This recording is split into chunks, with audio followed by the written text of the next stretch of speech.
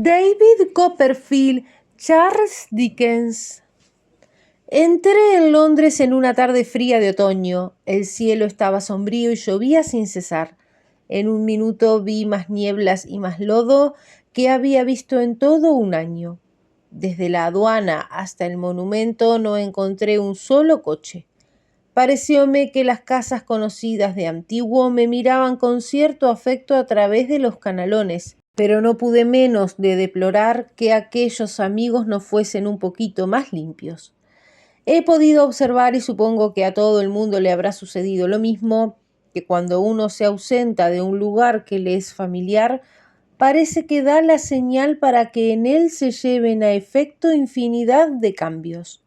Durante mi ausencia, un caseroncito en la Fish Street Hill, que se pasó más de un siglo sin conocer pintores, albañiles ni carpinteros, había sido demolido hasta los cimientos. Una calleja próxima, célebre por su falta de higiene y por sus incomodidades de todo género, que a fuerza de ser antiguas la habían hecho hasta respetable, había sido ensanchada y saneada. En una palabra, tales cambios advertí que temí que la catedral de San Pablo me parecería mucho más vieja y antigua que cuando la dejé. No ignoraba que también se habían operado cambios en la situación de algunos de mis amigos. Mi tía había trasladado mucho antes su residencia a Douvres, y Traddles consiguió hacerse alguna clientela poco después de mi partida. Vivía por entonces en un cuartito y, según me había manifestado una de sus últimas cartas, esperaba unirse con lazos indisolubles en fecha próxima con la mejor muchacha del mundo.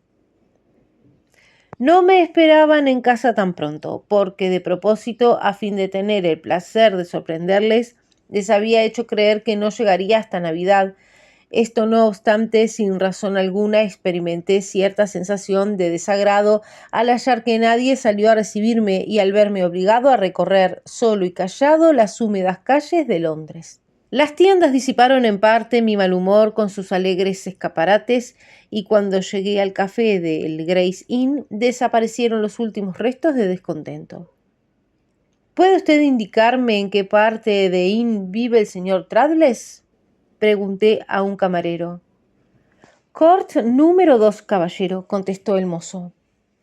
Supongo que se habrá conquistado algún renombre entre los abogados, ¿eh? No puedo decirlo, señor. Así será probablemente.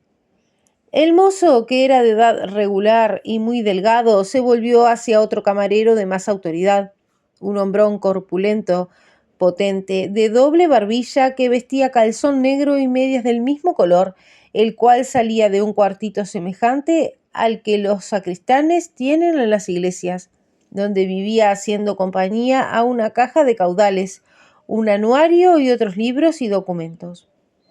¿El señor Traddles?, preguntó el mozo delgado. El orondo camarero le despidió con un ademán majestuoso y se volvió gravemente hacia mí. Deseaba saber, le dije, si el señor Traddles tiene adquirido algún renombre entre los abogados.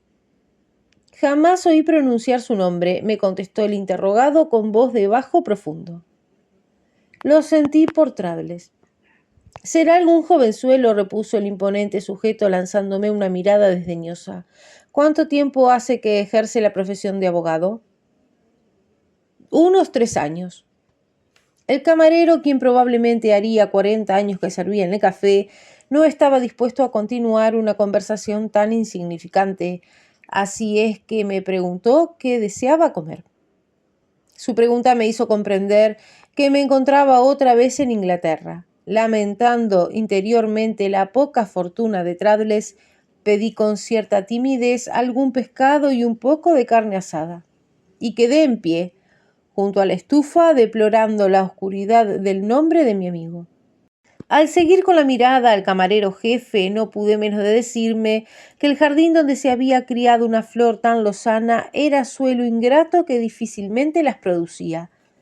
Todo tenía allí un aspecto ceremonioso, solemne, antiguo, rígido. Dirigí una mirada en torno mío y sospeché que la fina arena que cubría el piso habría sido esparcida exactamente lo mismo que en los tiempos en que el camarero en jefe era un muchacho, suponiendo que lo hubiese sido alguna vez, cosa que me parecía inverosímil. Ante aquellas mesas relucientes, donde veía reflejada mi imagen, ante aquellos muebles de caoba oscura, ante las lámparas tan admirablemente limpias, ante las verdes colgaduras pendientes de sus barras de brillante bronce, ante las 2 enormes estufas cargadas de carbón encendido y ante el ejército de botellas alineadas con orden perfecto y llenas hasta el gollete, pregonando que en la cueva había toneles enteros de vinos añejos de primera calidad, donde sin dificultad se llenaban aquellas, me dije que ni los establecimientos ni los abogados conquistan en Inglaterra fácil renombre. Subí a mi habitación para mudarme de ropa, porque la que llevaba puesta estaba mojada, y a la vista de aquella pieza artesonada y del espacioso lecho colocado en el centro de aquella inmensidad, acompañado por una cómoda, tan grave como maciza, me representé los obstáculos terribles que han de vencer los pobres como Traddles, los jóvenes audaces que quisieran caminar demasiado deprisa en el asalto del porvenir. Bajé a comer. Todo en el establecimiento, desde el orden solemne con que se servía hasta el silencio que reinaba, por falta de comensales debido a que la audiencia continuaba de vacaciones, parecía condenar la loca presunción de Traddles y pronosticarle que pasaría por lo menos una veintena de años antes de que pudiese ganarse la vida con su profesión. No había visto en el extranjero nada semejante. Las esperanzas que había concebido acerca de la fortuna de mi amigo se desvanecieron. El camarero en jefe no volvió a ocuparse de mí. Se consagró al servicio de un señor viejo que ostentaba largas polainas y paladeaba el contenido de una botella de vino especial de Oporto que debió subir espontáneamente del fondo de la cueva, puesto que nadie lo había pedido. El mozo delgado me dijo al oído que el señor viejo era un escribano retirado, dueño de una fortuna considerable que pasaría probablemente a su muerte a la hija de su lavandera. Añadió que, según se decía de público, el tal señor guardaba un servicio completo de plata oxidado ya por falta de uso, y del que ningún mortal había visto más que una cuchara y un tenedor. Oído las confidencias del mozo, consideré al pobre Traddles definitivamente perdido. Ya no conservé ni la más remota esperanza acerca de su suerte. Sin embargo, como quiera que esto no menguaba la impaciencia que sentía de ver a mi buen amigo, despaché rápidamente la comida y me apresuré a salir por la puerta trasera. Pronto llegué al número 2. Un cartelón indicaba que el señor Traddles ocupaba unas habitaciones del último piso. Subí la escalera vieja y deteriorada, débilmente alumbrada en cada descansillo por un quinqué de aceite. Subí dando tropezones y me pareció oír carcajadas. No eran risotadas de procurador, ni de abogado, ni siquiera de sus pasantes o escribientes, sino de 2 o 3 muchachas alegres. Me detuve para escuchar y tuve la desgracia de meter el pie en un agujero donde los honorables miembros de la Gray's Inn habían olvidado colocar una tabla. Hice ruido al caer y cuando me levanté las risas habían cesado. Procuré caminar con mayor calma y precaución durante el resto de la escalera y llegué jadeante a la puerta donde se leía el nombre de Traddles. Aunque estaba entornada nada más, llamé. Por toda contestación llegó a mis oídos el ruido de carreras precipitadas. Nada más. Llamé de nuevo. Salió a la puerta un muchacho de aspecto entre criado y escribientillo. ¿Está en casa el señor Traddles?, pregunté. Sí, señor, pero muy ocupado. Necesito verle. Después de examinarme de pies a cabeza, el muchacho se decidió a dejarme entrar. Me condujo a un recibimiento y desde aquí me pasó a un despacho donde encontré a mi antiguo amigo sentado delante de una mesa y con la nariz pegada a los papeles. «¡Demonio! Si es Copperfield», exclamó al mirarme arrojándose en mis brazos, entre los cuales le retuve largo rato. «¿Qué tal va por aquí, querido Traddles?». tan perfectamente que solo noticias excelentes puedo darle. Los dos llorábamos de alegría. Querido amigo, exclamó Traddles, tan fuera de sí que se encrespaba el cabello con la mano, aunque no era necesaria semejante operación. Queridísimo amigo, amigo excelente, perdido tanto tiempo hace y vuelto a encontrar en este instante. Pero qué tostado le encuentro, qué placer tan inmenso. Palabra de honor, Copperfield, que jamás sentí tal gozo. Mi emoción corría parejas con la de mi amigo. Érame imposible articular palabra. ¿Y qué no se ha hecho famoso mi ilustre amigo Copperfield? Repuso Traddles. Dios mío, y qué feliz soy. Pero, ¿de dónde viene? ¿Dónde ha estado? ¿Y en qué ha pasado el tiempo?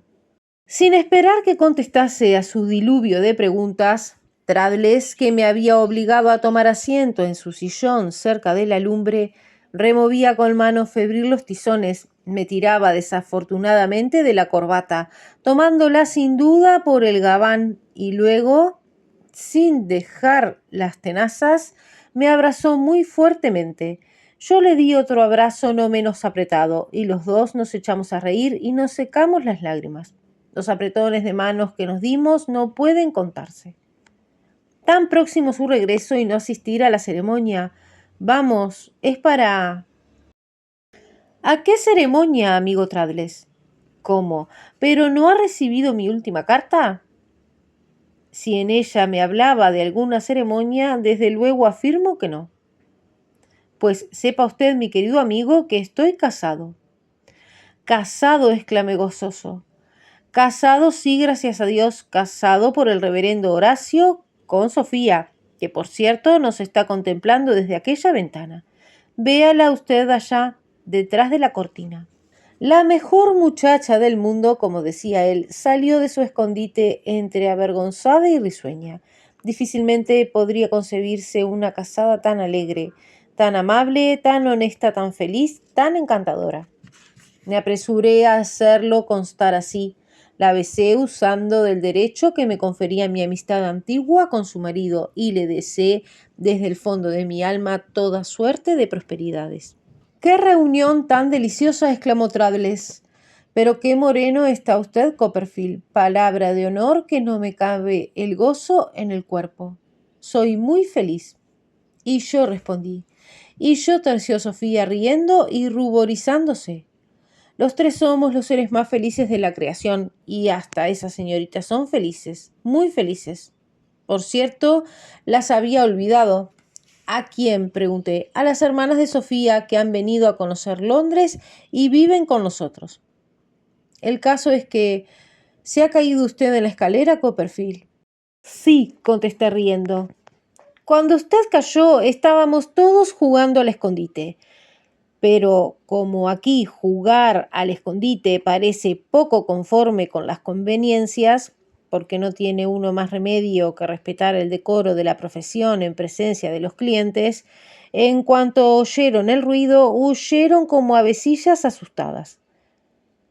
Juraría que nos están escuchando, terminó, mirando de soslayo a la puerta de la habitación contigua. Siento mucho haber sido causa de su desbandada, dije riendo.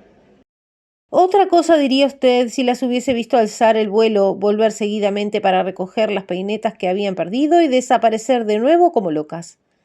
¿Quieres llamarlas, amor mío?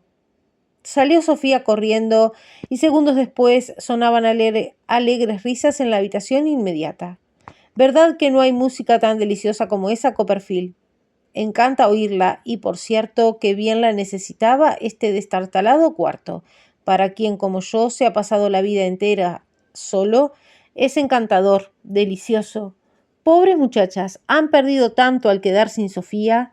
A mí me encanta ver cómo se divierten, porque la compañía de muchachas jóvenes y alegres es deliciosa. No se armonizará bien con la seriedad de la profesión, pero como deliciosa, vaya si lo es.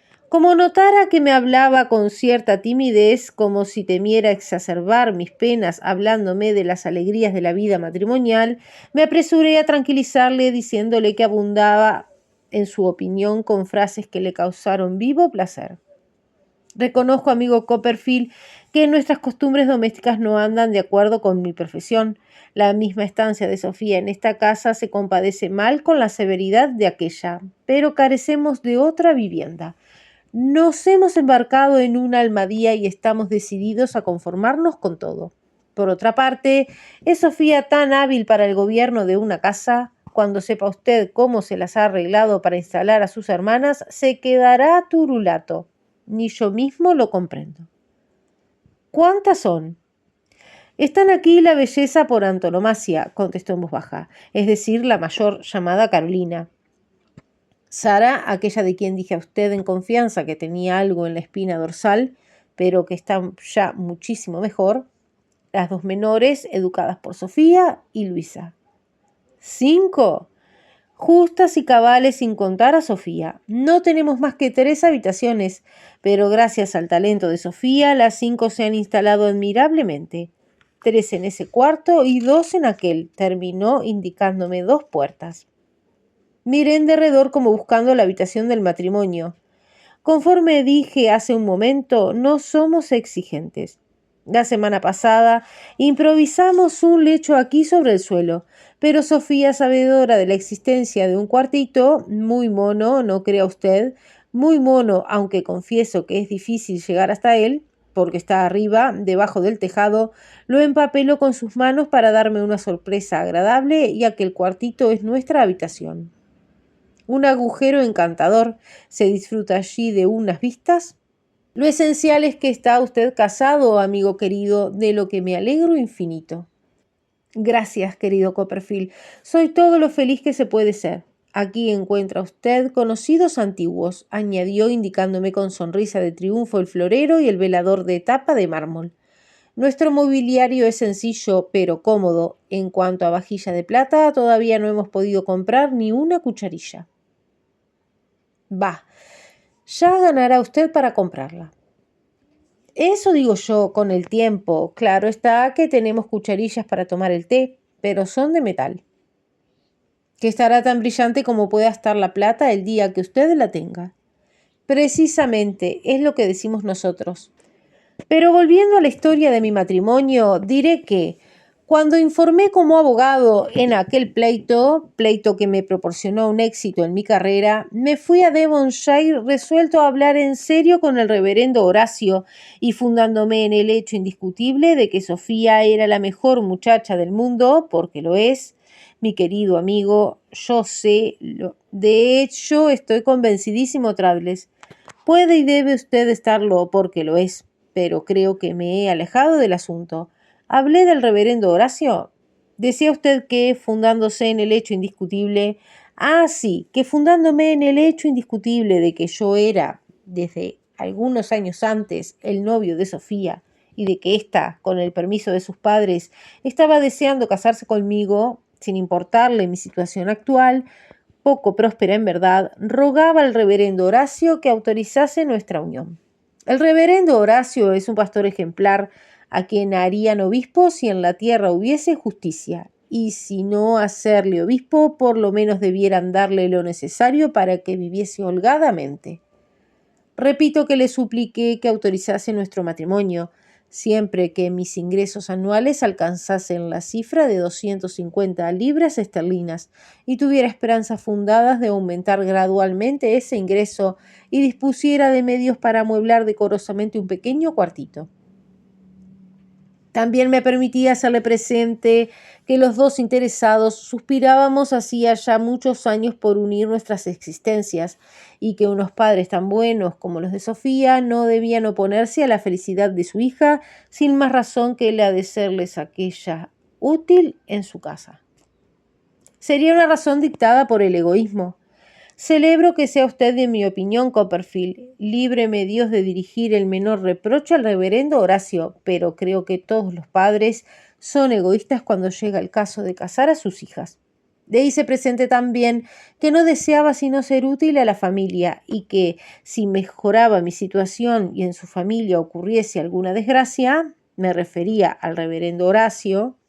Sí, comprendo, le dije. Me consideraría dichoso sirviendo de padre a sus hijos.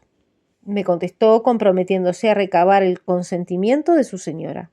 Bastante trabajo le costó, porque a la buena señora se le subía desde las piernas al pecho y desde el pecho a la cabeza. ¿Qué se le subía? La pena. Creo que en otras ocasiones le he manifestado que todos los disgustos que sufre le producen el mismo efecto. Es una señora que vale un potosí, pero ha perdido el uso de los miembros. Todas las contrariedades que experimenta se localizan al punto en sus piernas, pero la que le produjo mi demanda se le subió de un tirón al pecho, pasó desde el pecho a la cabeza y luego se extendió a todas partes, comprometiendo todo su sistema de una manera alarmante. Consiguieron reanimarla a fuerza de cuidados y atenciones y ayer hizo 6 semanas que nos casamos. La excelente señora no quiso verme el día de la boda porque no me perdonaba el crimen de robarle a su hija, pero ya se va resignando. Es tan buena en el fondo. Esta semana he recibido una carta suya. En una palabra, amigo mío, que es usted tan feliz como merece. Me adula usted, amigo mío, exclamó Traddles riendo. Lo que no admite duda es que mi suerte es envidiable. Trabajo mucho, estudio derecho con asiduidad incansable. Figúrese, me levanto a las 5 de la mañana y me paso todo el día estudiando, sin pensar en otra cosa. Tengo secuestradas a estas lindas señoritas durante el día y por la noche nos divertimos de lo lindo. Se van el martes, víspera de las fiestas de San Miguel, y crea usted que lo siento. Oh, aquí las tenemos. Señor Copperfield, las señoritas Carolina, Sara, Lucía, Margarita y Josefina. Eran un verdadero ramo de flores, todas frescas, lindas y sonrosadas. Carolina era bellísima, pero había en la mirada de Sofía una expresión tan tierna, tan alegre, tan serena, que me hizo pensar que mi amigo no se había equivocado en la elección. Nos sentamos al amor de la lumbre. Sofía, siempre alegre y tranquila, preparó el té y cuidó de que las tostadas tomasen un color dorado. Mientras se ocupaba en la faena indicada, me dijo que había visto a Inés. También había visto a mi tía, pues Tomás la había llevado al Kent en su viaje de boda. Las dos estaban muy bien y no sabían hablar más que de mí. Me agradó en extremo la deferencia con que el matrimonio trataba a la belleza por antonomasia. No diré que me pareciera razonable, pero sí que lo encontraba delicioso y, sobre todo, muy en armonía con la manera de ser de los dos. Casi me atrevería a asegurar que si alguna vez lamentaba Traddles la escasez de fortuna que le impedía ser dueño de media docena de cucharillas de plata, era cuando, al tomar el té, se veía obligado a ofrecer una de metal a la belleza. Pude observar que tanto Traddles como su mujer consideraban naturales y legítimos los caprichos de la belleza. Saqué de la visita una impresión de placer que duró en mí mucho tiempo después de haberme despedido. Lejos de creer que nunca llegaría a encumbrarse, principié a abrigar seguridades de que le estaban reservados muchos éxitos. Vuelto a la fonda y sentado junto a la lumbre, me sentí capaz de pensar en el pasado sin amargura y de contemplar el porvenir con valor, aunque, a decir verdad, carecía de hogar y hasta de probabilidades de tenerlo nunca. Había considerado como hermana a la mujer a quien pude inspirar un sentimiento más tierno. Un día u otro se casaría, otro hombre tendría derecho a su amor y nunca sospecharía ella, al aceptar nuevos lazos, la existencia del amor que había encendido en mi pecho. En medio de todo no podía yo quejarme. Purgaba la falta de mi aturdido proceder, recogía lo que había sembrado. Tales eran los pensamientos que me embargaban cuando mis ojos encontraron una cara que al punto hizo revivir en mí los recuerdos de mi infancia. El diminuto doctor Chillip, a cuya solicitud me confiaron al venir al mundo, según ha podido ver el lector en el capítulo primero de esta historia, estaba sentado en un rincón de la sala leyendo un periódico. Frente a él humeaba un vaso de vino caliente. Tal amabilidad respiraba toda su persona que parecía ofrecer sus excusas al periódico por tomarse la libertad de leerlo. Me acerqué a él y le dije: «¿Qué tal andamos, doctor Chillip?» Sorprendido ante una pregunta inesperada formulada por un desconocido, respondió lentamente según su costumbre. Bien, caballero, muchas gracias. Es usted muy amable. ¿Y usted, señor, está bueno? Pero, ¿no me recuerda a usted? Caballero, tengo una idea vaga de haber visto a usted en alguna parte, pero la verdad no doy con su nombre. Y sin embargo, me conoce usted desde mucho tiempo antes de que me conociese yo mismo. ¿De veras? Por ventura tuve el honor de asistir a su... Eso mismo. Ya, vamos, pero es el caso que desde entonces ha debido usted variar mucho. Es lo probable. Entonces, caballero, me dispensará si le suplico que me diga su nombre. Se emocionó vivamente cuando escuchó mi nombre. Baste decir que me estrechó con fuerza la mano, honor insólito que a nadie solía conceder, pues se limitaba a alargar a sus amigos o conocidos uno o dos dedos que retiraba al punto sin dejar que los estrechase su interlocutor. Su fama, caballero, ha llegado hasta el rincón del mundo en que vivo. ¿Qué ebullición de pensamientos debe usted tener ahí? Exclamó tocando su frente con un dedo. Su ocupación debe ser fatigosa en extremo, ¿verdad? Regular. ¿Y dónde vive usted ahora? Pregunté, tomando asiento a su lado. Me he establecido a pocas millas de distancia de Bury St. Edmunds. Heredó mi señora a la muerte de su padre unas fincas, y allí me he instalado y allí ejerzo mi profesión. Mi hija crece que es una bendición. Baste decir que la semana última su madre tuvo necesidad de soltar 2 alforzas de su vestido.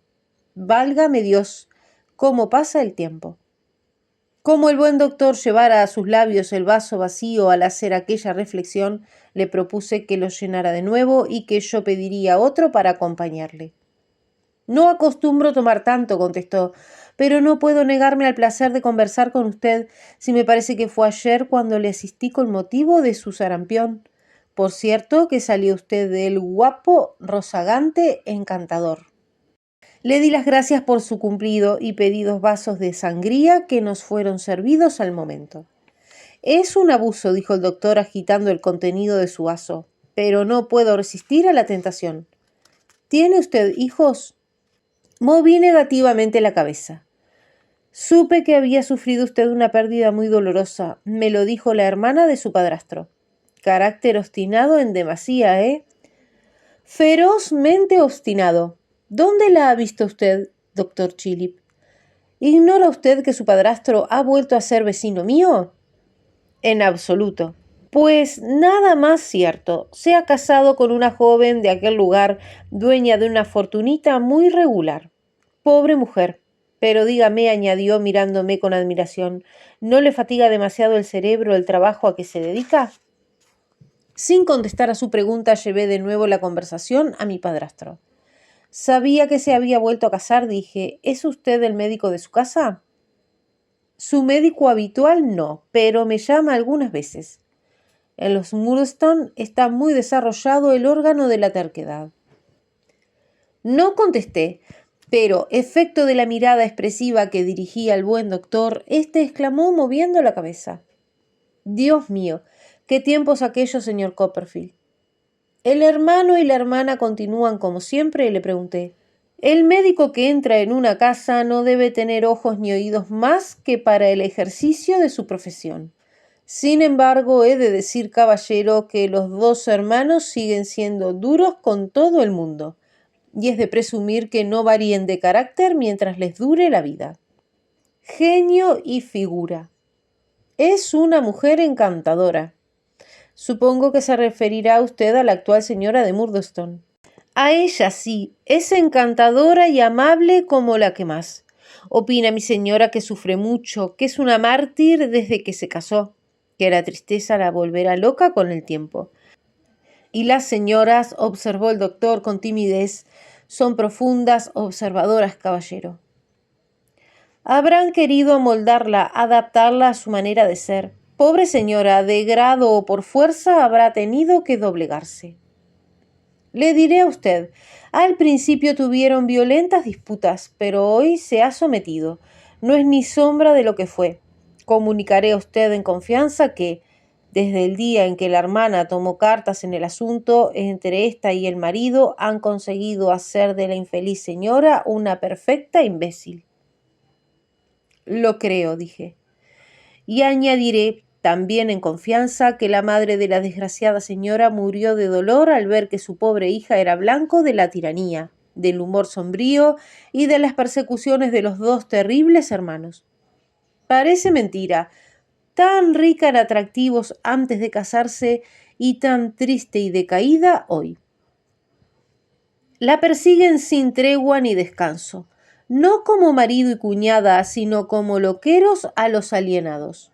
Así me lo dijo mi señora la semana última, y aseguro a usted que las señoras están dotadas de un gran espíritu de observación, sobre todo la mía. Y persiste en dar a ese humor lúgubre el nombre, me cuesta trabajo decirlo, el nombre de religión. Ha adivinado usted una de las observaciones más singulares que ha hecho mi señora, una observación que me electrizó. Me dijo que el señor Murdstone ha erigido una imagen suya sobre un pedestal y que le llama la naturaleza divina. Me quedé de piedra al escuchar la confidencia de mi señora. ¿Verdad que las señoras son eminentemente observadoras? Eminente e intuitivamente observadoras. Sí, señor, le dije. Me satisface en extremo ver que usted comparte mi opinión. Raras veces me permito expresar pareceres que no se refieran a mi profesión. Parece que el señor Murdstone predica en público con frecuencia y que cuanto más tiraniza a su esposa, tanto más intransigente se muestra en asuntos religiosos. Lo dice así mi señora, y cuando las señoras dicen algo, creo que su señora está en lo cierto. Y más me dijo, lo que ellos llaman religión es sencillamente un pretexto para poderse entregar sin freno a las extravagancias de su humor odioso. Por mi parte, añadiré que nada he encontrado en el Nuevo Testamento que autorice semejantes rigores. Ni yo tampoco. Mientras tanto, se están haciendo odiosos a todo el mundo y como quiera que autoritariamente y a mi entender sin derecho, condenan implacablemente a las llamas del infierno a todos los que no les quieren, resulta que el vecindario del pueblo los formamos infelices condenados a los suplicios eternos. Por supuesto, si graves son sus pecados, no es menor su castigo, pues sufren el suplicio de Prometeo.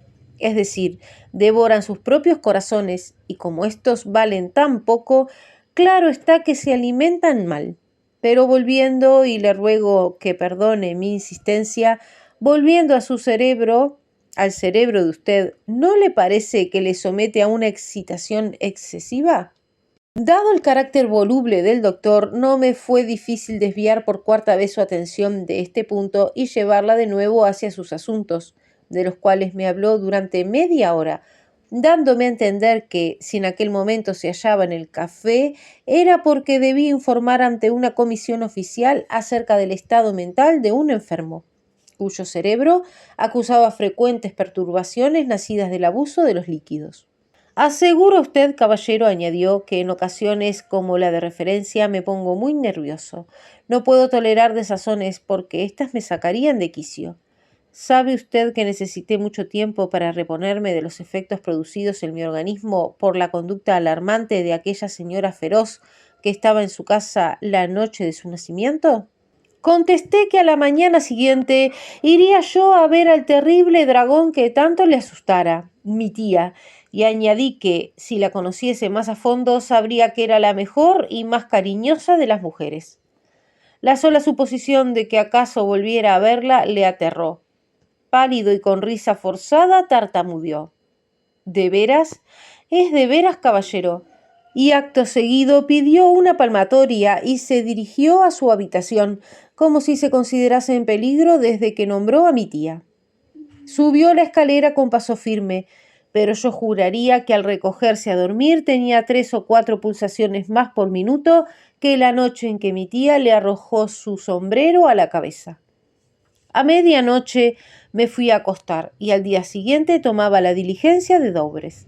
Terminé felizmente mi viaje y caí como una bomba en el salón de la casa de mi tía, a quien encontré tomando el té. Ya usaba gafas. Me recibieron con los brazos abiertos y lágrimas en los ojos mi tía Ricardo y la vieja Pegotti, que desempeñaba en la casa el cargo de ama de llaves. Mi tía se regocijó grandemente cuando le referí que había encontrado al doctor Chillip y ponderé el terror que le inspiraba todavía, y habló largo y tendido con la Pegotti del segundo marido de mi madre y del asesino hembra, nombre que daba a la terrible hermana de aquel. Por nada del mundo habría dado mi tía a aquella mujer su nombre de pila, su apellido de familia o cualquier otro apelativo menos duro que el indicado.